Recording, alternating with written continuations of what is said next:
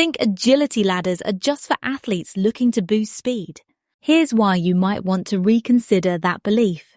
Contrary to popular opinion, agility ladder drills do more than just improve your quickness.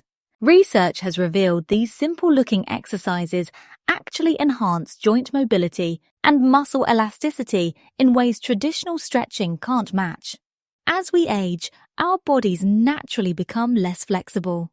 But these coordinated footwork patterns help maintain and even improve range of motion.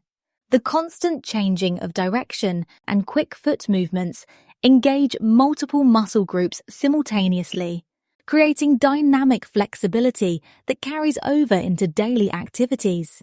The science is clear.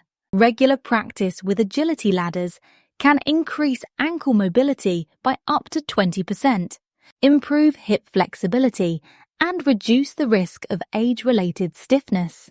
These benefits extend well beyond athletes, making it an effective tool for anyone looking to maintain their flexibility and mobility.